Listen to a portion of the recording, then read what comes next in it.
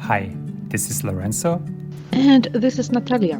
Welcome to the podcast Canadian Citizenship by North York Community House. This is the space where our volunteers will read articles about some of the topics you may encounter on the test.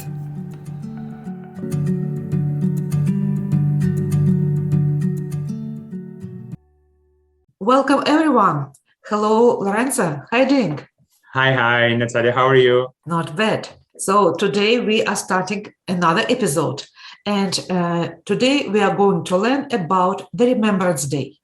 And more specifically, we're going to listen to a poem that became the symbol of this day. Let's listen to our volunteer and we'll talk later.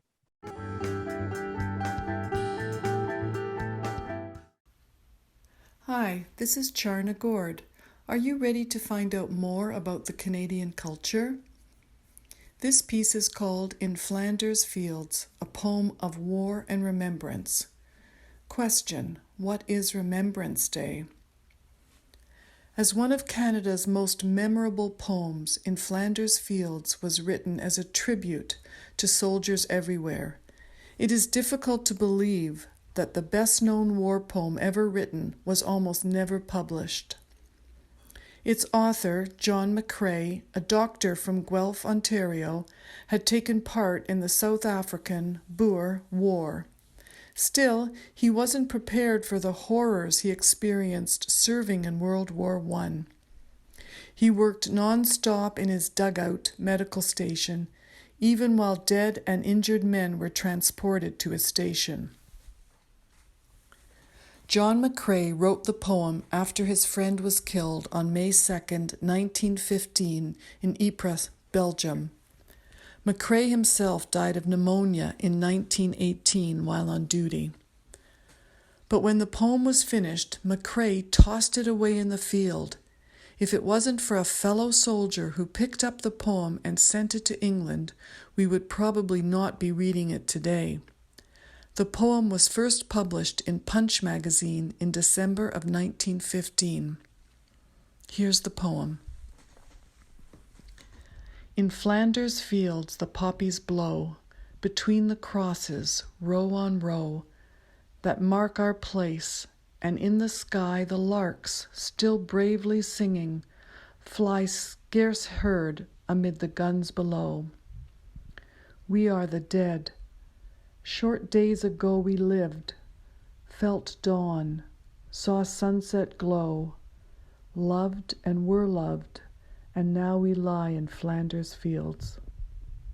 Take up our quarrel with the foe, to you from failing hands we throw. The torch be yours to hold it high.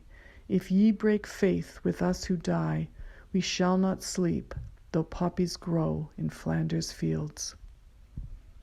If you visit Flanders fields in Belgium, you will still see the poppies waving among the crosses. Each year in November, we wear the bright red poppy over our hearts to remind ourselves of the soldiers that died in battle and the ones that have survived.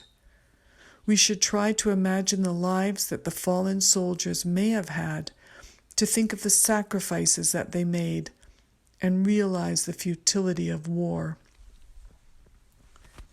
Every year on November 11th, Canadians pause in a moment of silence to honor and remember the men and women who have served and continue to serve Canada during times of war, conflict, and peace. That's the end. Thank you for listening. And now join Natalia and Lorenzo for the analysis of some of the words from the reading.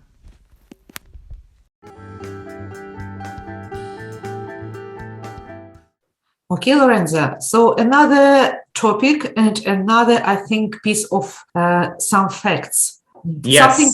Something new for you?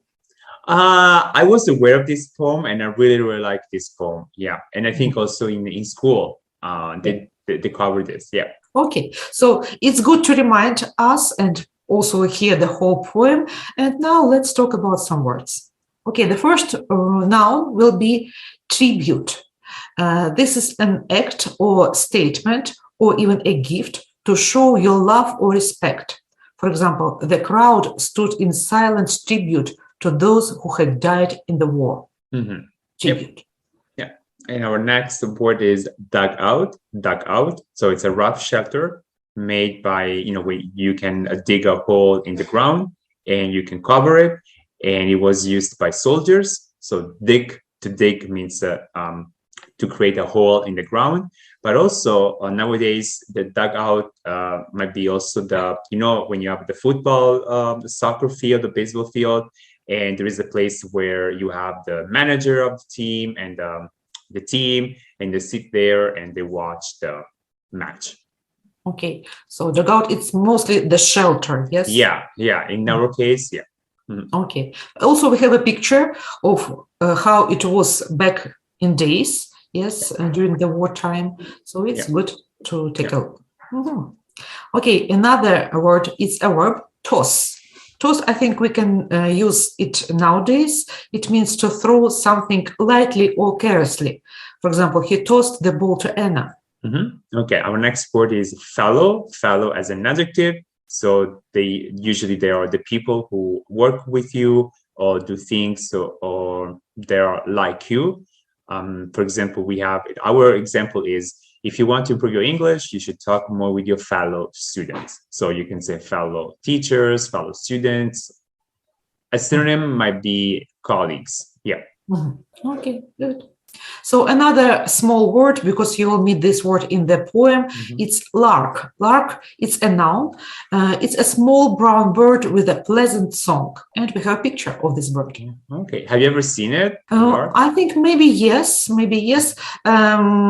maybe not. There are so many new birds here in Canada. I know. Some of them are beautiful. Yeah. Okay. Our next word is an adjective and it's scarce. Scarce. So when something is scarce, it means that you don't have enough of it, and it's only available in small quantities. For example, usually you say food was scarce. Not enough. Yeah. Not enough. Okay.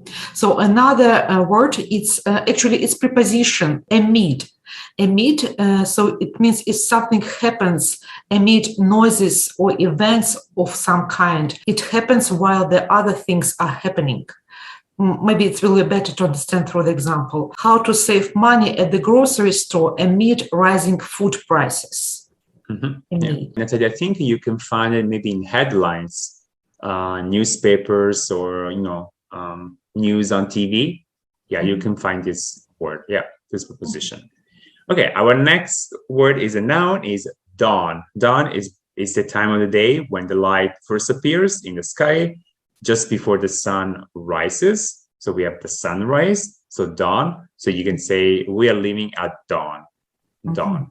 Yeah. Okay, good. So another Do you like watching sunrises, Natalia?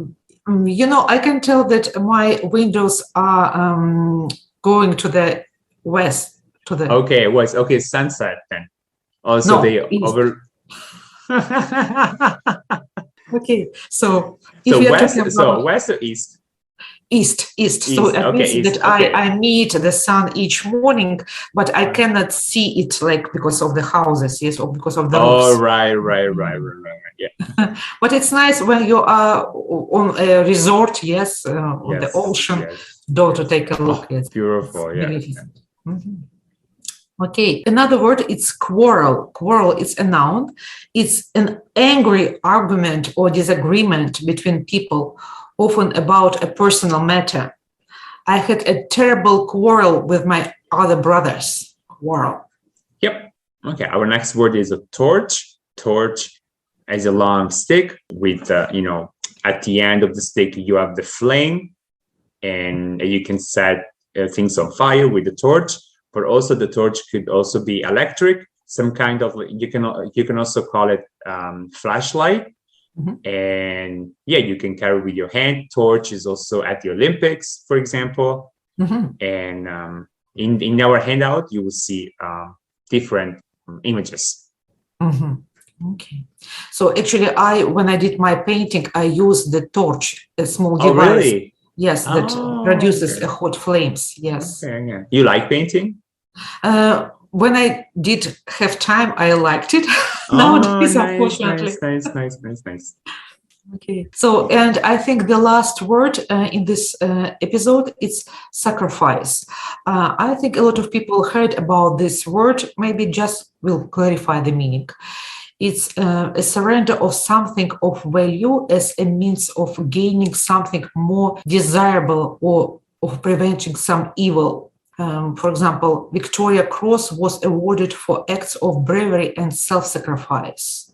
Sacrifice, yeah. And also we make sacrifices for example, when you move to another country, that's also sacrifice.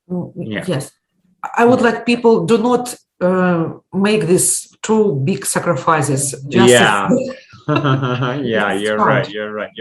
Okay, this is it for today. This is a very interesting poem, and we really recommend rereading the poem because it's really meaningful. Okay, take care, Natalia.